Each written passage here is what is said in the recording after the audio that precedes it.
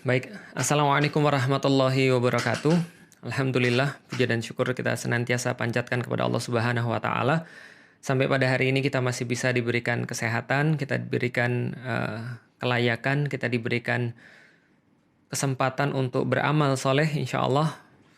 Dan terutama kita diberikan keimanan. Dan keimanan ini adalah sesuatu yang paling berharga bagi kita semuanya sebagai seorang muslim. Walaupun tentunya kita bertambah berat ya pada hari ini, bertambah besar, bertambah lebar. Ya inilah konsekuensi daripada di rumah aja ya, daripada lockdown. Kalau istri sudah masak itu rasanya akan sangat sulit untuk bisa menolak masakan istri. Dan itu adalah sesuatu yang lumrah ya, saya pikir sesuatu yang biasa. Hari ini teman-teman sekalian, saya akan live dalam waktu kurang lebih 20 menit. Kenapa? Karena coba ini adalah live sekaligus ngerekam di saat yang sama. Dan kita berharap ada kebaikan daripada rekaman ini yang nanti bisa di-share kepada teman-teman yang lain. Seperti janji saya coba akan share tentang, sebelum tanya jawab ya teman-teman sekalian, saya akan coba share tentang mencari pasangan ya. Jadi sesuatu yang sangat sering ditanya oleh teman-teman sekalian. Bagaimana cara kita untuk mencari satu orang pasangan? Sebelum saya berbicara tentang pasangan, saya coba akan sedikit cerita tentang mencari kayu di hutan. Jadi gini teman-teman sekalian, ada seseorang yang ketika itu dia diminta untuk mencari kayu bakar, nggak kayu bakar lah, yang mencari kayu. Dan dia diminta masuk ke hutan dan disuruh untuk mencari kayu, dan aturannya cuma satu. Kamu cuma boleh berjalan maju ke depan dan nggak boleh mundur lagi ke belakang. Itu syaratnya satu-satunya. Jadi kalau seandainya dia itu dapat kayu, sudah dapat satu kayu, dan dia nggak boleh lagi mundur ke belakang. Dia harus tetap maju terus dan nggak boleh mundur. Aturannya cuma satu ya. Masuk ke hutan, lalu kemudian ambil kayu yang paling bagus menurutmu, tapi kamu tidak boleh lagi balik ke belakang. Kamu tetap harus jalan ke depan. Dan hutan itu ya ada awalnya pasti ada akhirnya. Dan dia harus mencari kayu sekali lagi yang paling baik dan yang paling bagus. Oke teman sekalian. Apa yang terjadi? Yang terjadi adalah seorang laki-laki ini ketika dia masuk ke hutan, dia jalan, lalu kemudian dia cari kayu. Dia dapat satu kayu. Dan kayu ini bagus banget. Dia lihat, wah ini kayu ini bagus nih. Apa pikiran dia? Pikiran dia adalah, kayaknya di depan ada kayu yang lebih bagus. Nggak apa-apa, ini baru mulai, baru awal. Nanti di depan ada kayu yang lebih bagus, sayang nanti kalau aku dapat kayu yang bagus, aku akan nyesal. Setelah itu dia tinggalkan kayu tadi, karena aturannya dia cuma boleh ngambil satu kayu, dan cuma boleh maju ke depan dan nggak boleh mundur lagi. Akhirnya dia maju lagi. Setelah dia maju lagi, dia lihat lagi kayu lebih bagus lagi. Wah ini kayunya lebih bagus, lebih mulus, lebih keren, lebih indah. Tapi ini kan baru belum juga setengah jalan. Nantilah di depan kayaknya pasti ada kayu yang lebih bagus lagi. Akan ada kayu lagi yang menanti yang lebih bagus. Akhirnya dia tetap maju lagi. Dan benar, pertengahan jalan dia temukan kayu yang lebih bagus lagi. Bentuknya lebih bagus, lebih cerah warnanya. Lalu kemudian secara kekerasan lebih keras daripada kayu yang di awal-awal tadi. Maka dia bilang, wah aku dapat kayu ini, apa aku ambil aja ya? Lalu kemudian dia pikir, kalau seandainya trennya kayak begini nih, jadi kalau trennya adalah ada kayu yang lebih bagus, ada kayu bagus, ada kayu yang lebih bagus lagi, ada kayu yang lebih bagus lagi, ada kayu yang lebih bagus lagi, kayaknya di depan ini mesti ada kayu yang lebih bagus lagi. Dan ternyata betul, dia dapat kayu yang lebih bagus. Dan dia berharap di depan dia akan mendapatkan kayu yang lebih bagus lagi, dia tinggalin kayu yang tadi, akhirnya dia jalan lagi, tanpa terasa dia sudah hampir sampai ke ujung. Lalu kemudian dia dapat satu kayu, ternyata kayunya nggak sebagus yang dia temukan di tengah tadi. Kayunya mungkin lebih retas, lebih getas, lebih kemudian gelap warnanya, dan mungkin nggak seperti yang dia bayangkan. Dia pikir, harusnya aku ambil yang tadi. Tapi nggak apa-apa, daripada aku ambil yang ini downgrade. Lebih baik aku cari yang di depan lagi. Akhirnya dia cari yang di depan lagi, dia dapat kayu yang bagus lagi, dan dia bilang, tapi ini bagus sih, tapi nggak sebagus yang di tengah. Aku akan cari, kalau aku yang dapat di tengah, aku akan langsung untuk ambil, lalu kemudian keluar daripada hutan ini. Dia tinggalin lagi dan dia jalan. Terus menerus begitu, ternyata apa yang terjadi? Sampai dia keluar daripada hutan tadi, dia tidak mendapatkan kayu satupun yang dia bisa bawa ke rumahnya. Ini kayak apa sih? Ini kayak orang yang ketika dia mau nikah, tapi dia nggak ngerti kenapa dia mau nikah. Ini yang saya maksud dengan orang-orang yang nggak ngerti tujuan dia nikah itu apa. Karena itulah dia bingung, karena itulah dia mungkin berada dalam satu dalam satu keadaan di mana dia ini iya nggak ya? Aku harus nggak nih? Ini terima nggak ya? Ini ditolak atau nggak nih? Atau seperti apa nih? Ini yang saya bilang orang yang kayak ibarat nyari kayu dan dia terus-menerus berpikir nanti di depan ada yang lebih baik. Nanti di depan ada yang lebih baik. Nanti di depan dia pikir di belakang coba aku ambil. Hidupnya akan penuh dengan penyesalan dan hidupnya akan penuh dengan harapan-harapan yang nggak pasti. Karena manusia itu senantiasa berada di antara dua. Antara harapan dan antara penyesalan. Nah, bagaimana supaya kita ini tetap punya harapan? Dan harapan kita tuh tidak panjang angan-angan, tidak masuk ke sana. Dan bagaimana caranya agar kita tuh tidak menyesal? Nah, ini ceritanya. Yang menjadi kritik saya pada orang-orang yang mereka itu senantiasa bingung dalam proses pernikahan, senantiasa mungkin galau dalam proses pernikahan adalah kita tuh coba jelasin dulu kenapa kita mau nikah. Kenapa kita mau melanjutkan ke jenjang pernikahan. Akan sangat sulit kalau seandainya bayangan kita tentang pernikahan itu adalah bukan sesuatu yang benar, bukan sesuatu yang tepat, bukan sesuatu yang memang berlandaskan dengan syariat. Ini akan menjadi sangat sulit sekali.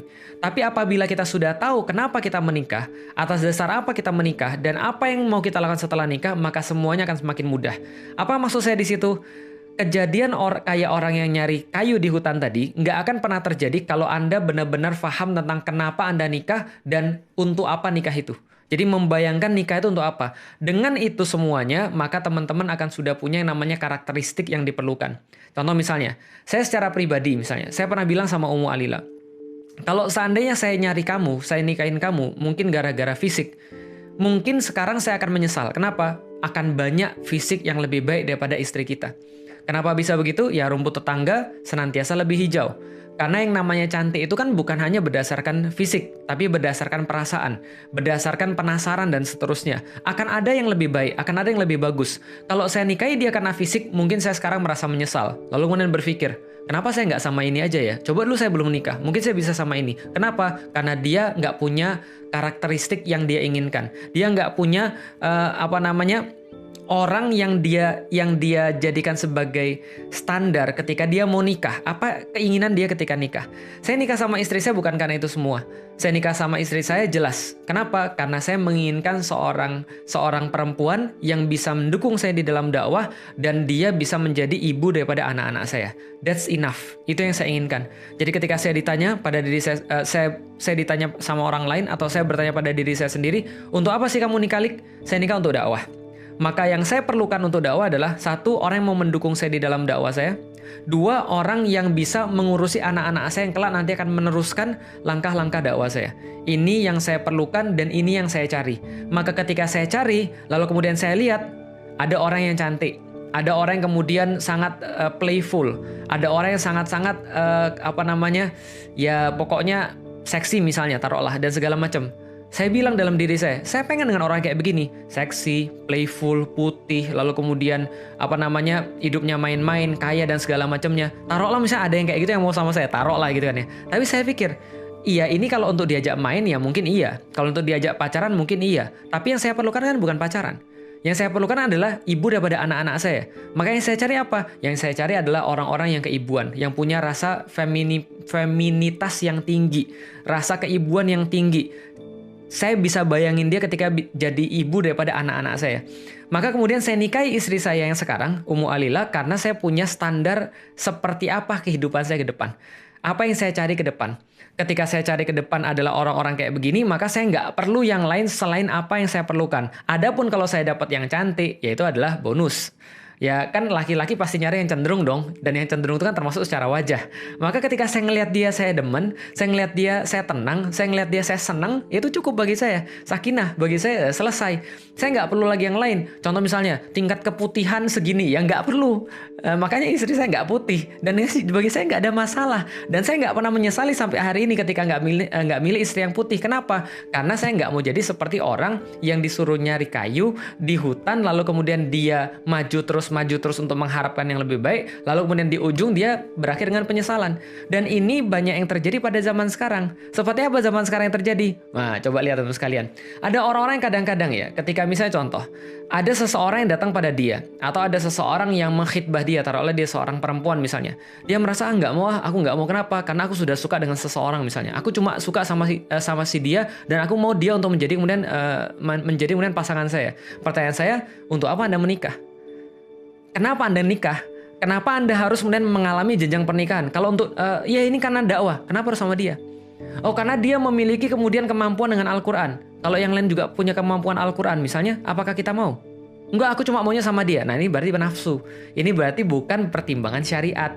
Bukan kemudian dia menginginkan satu fase yang berbeda untuk ketaatan kepada Allah. Ketaatan ini adalah seharusnya menjadi pertimbangan paling utama ketika seseorang mau menikah. Maka kadang-kadang ketika ada seorang akhwat nanya pada saya, Ustaz, kapan kita harus menerima seseorang? Kapan kita harus menolak seseorang? Kita harus menerima seseorang ya kalau dia sudah memenuhi standar yang kita perlukan untuk masa depan. Kalau memang cuma untuk dakwah, memang semuanya untuk lillahi ta'ala, maka ketika datang seorang laki-laki yang baik dan dia sudah punya komitmen di dalam dakwah, sudah punya komitmen dalam ketaatan pada Allah, ya sudah nikahlah. Kan nggak perlu harus ideal. Nggak semua yang kita inginkan harus jadi nyata. Nggak semua yang kita mau harus kemudian terrealisasi. Tapi yang harus terrealisasi adalah apa yang kita niatkan di jalan Allah. Karena pernikahan adalah sebagai sebuah ibadah. Nah, jadi teman-teman sekalian, apa yang menjadi kesimpulannya? Teman-teman harus tahu dulu nikah ini untuk apa. Kalau teman-teman tahu nikah ini untuk apa, teman-teman tahu apa yang harus dilakukan setelah nikah, teman-teman tahu setelah nikah mau ngapain, maka tidak pernah akan ada kebingungan dalam menentukan siapa pasangan kita. Begitupun juga dengan seorang laki-laki. Ketika laki-laki itu tahu persis kenapa dia nikah, maka dia akan lepas daripada pertanyaan-pertanyaan yang nggak penting yang seringkali ditanyakan kepada saya. Ustadz, saya suka dengan seseorang, saya mau ngajak dia nikah, tapi dia non-muslim, gimana Ustadz? Ya tergantung antum nikahnya untuk apa. Antum nikahnya itu tujuannya apa? Ustadz, saya mau nikah Ustadz, tapi mohon maaf Ustadz, gimana kalau seandainya dia bukan satu etnis dengan saya? Dia orang Sunda Ustadz, sedangkan saya orang Padang. Emang terus kenapa? Yang kamu nikahnya karena apa dulu gitu kan ya? Ustadz, mohon maaf Ustadz, saya mau nikah sama dia Ustadz. Tapi gimana Ustadz? Kalau seandainya saya tuh pengennya yang seksi. Nah, ini balik lagi. Jadi antum tuh nikah untuk apa? Kalau orang nikah itu untuk Allah, maka pertimbangannya akan disesuaikan dengan itu. Kalau saya pengen pergi ke Turki, maka saya cari tiket ke Turki. Kalau saya pengen pergi ke Bandung, saya nggak usah beli tiket pesawat. Kalau saya pengen pergi ke Surabaya, saya akan cari tiket pesawat, tapi bukan pesawat internasional. Maka apapun yang akan kita lakukan, kriteria kita dalam dan memilih seorang pasangan sangat tergantung dengan bagaimana kehidupan yang kita inginkan pasca nikah. Ini yang paling penting di dalam pernikahan. Dan ini yang paling sering juga dilewatkan sama orang. Tanpa kita sadari, walaupun seolah-olah kita merasa kita sudah ngaji, kita merasa kita sudah punya pandangan islami, kita merasa kita sudah orang dakwah, tapi kadang-kadang apapun yang kita putuskan itu ternyata tidak berdasarkan apa yang dakwah perlukan, tapi berdasarkan mungkin hawa nafsu kita. Karena itulah kita seringkali memilih dalam arti kemudian kalau nggak sama dia kita nggak mau. Padahal ya emang harus begitu? Kan enggak. Maka ada orang yang bilang, Ustadz, gimana kalau seandainya saya mau sama seseorang, dia nggak mau sama saya? Ya gampang, antum pergi aja naik ke pohon kelapa, lalu dari sana ngapain Ustadz, loncat? Enggak. Dari sana antum melihat masih banyak laki-laki yang lain, masih banyak perempuan-perempuan yang lain. Kan nggak harus dia. Harus dia itu adalah pandangan yang salah. Suatu waktu ada teman saya mau nikah.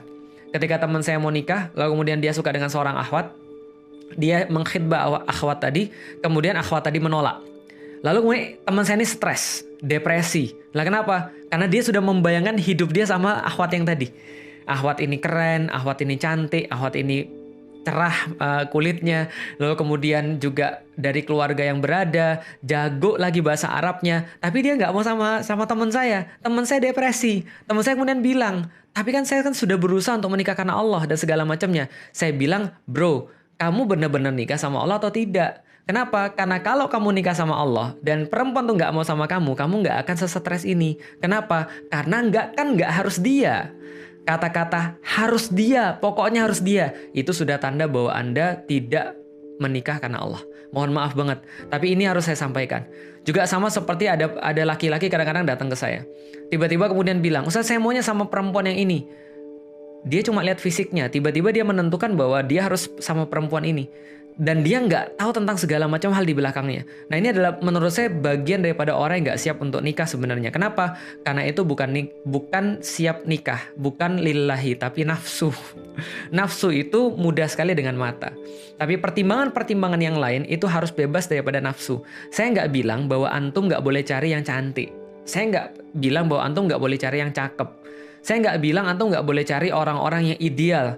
Ideal itu boleh, nggak ada masalah. Tapi ya kita harus tahu kapan kita harus bertahan dengan idealitas itu, kapan kita harus balik lagi pada standar kita, itu adalah mencari kayu yang terbaik. Apa itu kayu yang terbaik? Kayu yang terbaik adalah kayu yang kita perlukan. bukan kayu yang harus memenuhi seluruh idealitas yang ada.